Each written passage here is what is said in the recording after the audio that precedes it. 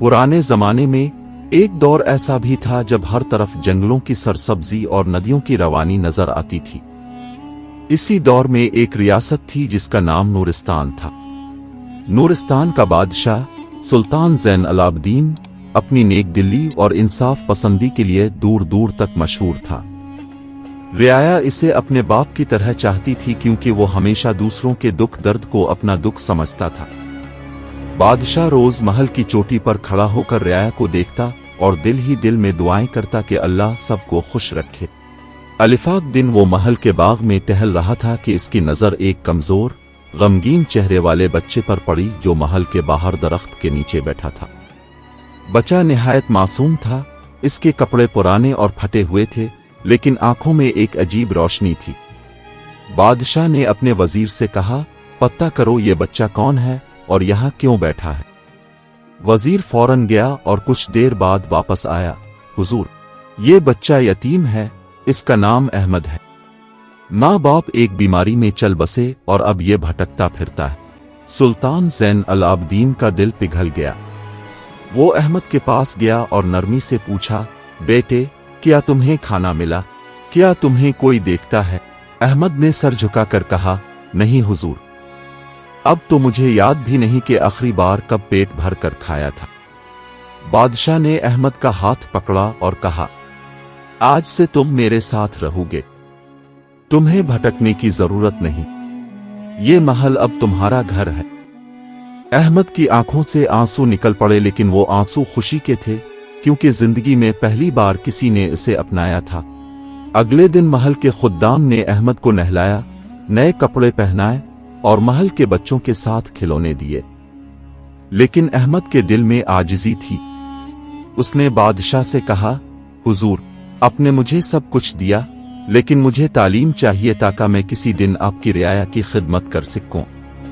बादशाह ने इसकी बात सुनकर मुस्करा कर कहा, वाह बेटे, यही तो एक सच्चे इंसान की पहचान है। कल से तुम महल के उस्ताद के साथ पढ़ना शुरू करोगे। वक्त गुजरता गया। अहमद दिन रात मेहनत करता, किताबें पढ़ता और महल के बुजुर्गों से हिकमत सीखता। आहिस्ता आहिस्ता वो निहायत समझदार और हमदर्द नौजवान बन गया। बादशाह भी उसे अपने बेटे की तरह चाहते थे। कई साल गुजर गए। अहमद अब एक नेक दिल जवान बन चुका था। रियाया के मसाइल सुनना, महल के गरीब मजदूरों की मदद करना इसका मामूल बन गया था। बादशाह अक्सर अहमद से कहते, बेटे, तुम्हारी आजिज़ी मुझे खुश कर देती है, एक दिन तुम बड़े मकाम पर पहुंचोगे। फिर वो दिन आया जब सल्तनत के दुश्मनों ने नूरिस्तान पर हमला कर दिया। बादशाह ज़ईफ हो चुके थे और सिपाह में इंतशार था। अहमद आगे बढ़ा और कहा, हुजूर, मुझे इजाजत दे कि मैं सिपाह की क़ियादत करूं। बादशाह ने अहमद के सर पर हाथ रखा, बेटे, तुम्हें अल्लाह की हिफाजत में देता हूं। याद रखो, दुश्मन पर रहम करना बहादुरी है, लेकिन जालिम को उसके जुल्म का जवाब देना भी फर्ज है। अहमद ने हिकमत और शुजाअत से दुश्मन का मुकाबला किया। सिपाह के जवान इसके हसन अखलाक से मुतासिर होकर उसके हुक्म पर जान देने को तैयार हो गए। बालाखर अहमद ने दुश्मन को शिकस्त दी और सल्तनत को बचा लिया। वापसी पर रियाया ने अहमद को फूलों के हार पहनाए। बादशाह ने सबके सामने ऐलान किया, आज से अहमद नूरिस्तान का वली अहद होगा। ये यतीम बच्चा जिसे जिंदगी ने ठुकरा दिया था, अब रियाया का सहारा बनेगा। अहमद वली अहद बनने के बावजूद महल की आसाइशों में खो नहीं गया। वो रोज अपने महल से निकलकर बाजारों में गरीबों का हाल पूछता, बीमारों के लिए दवाएं भेजता और यतीम बच्चों के लिए मदरसे बनवाता। अहमद हमेशा कहता, अगर एक बादशाह मेरे लिए दरवाजे खोल सकता है तो मुझे भी अपने दरवाजे इन सब के लिए खिले रखने चाहिए जो बेसहारा है। एक दिन एक बूढ़ी औरत महल के दरवाजे पर आई और कहा, बेटे, मैंने तुम्हें इस दिन देखा था जब तुम दरख्त के नीचे बैठे थे। आज तुम्हें यूं देखकर लगता है कि दुनिया में नेकी करने वाले कभी कमजोर नहीं पड़ते। अहमद ने आजिज़ी से कहा, अम्मा, मैं कुछ नहीं, ये सब इस बादशाह की बरकत है जिसने ये यतीम को अपनाया। अगर सुल्तान ज़ैन अलाब्दीन ना होते तो शायद मैं आज भी भटक रहा होता। फिर एक दिन सुल्तान ज़ैन अलाब्दीन का इंतकाल हो गया।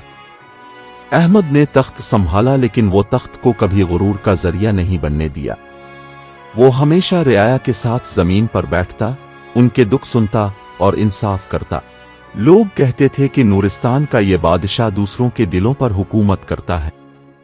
احمد کی زندگی سب کے لیے سبق بن گئی کہ یتیمی کمزوری نہیں، اگر کوئی ہاتھ تھام لے تو یتیم بھی سلطنت بدل سکتا ہے۔ آج بھی لوگ اس کی کہانی سن کر بچوں سے کہتے ہیں، کبھی کسی یتیم کو حقیر نہ سمجھو، کا پتہ وہ کل کا بادشاہ ہو۔ یہ احمد کا نام تاریخ کے اوراق میں رحمت کے بادشاہ کے طور پر زندہ ہے۔ کہانی سبق دیتی ہے کہ نیکی کبھی ضائع نہیں جاتی۔ ایک شخص کی ہمدردی کسی کی زندگی بدل سکتی ہے۔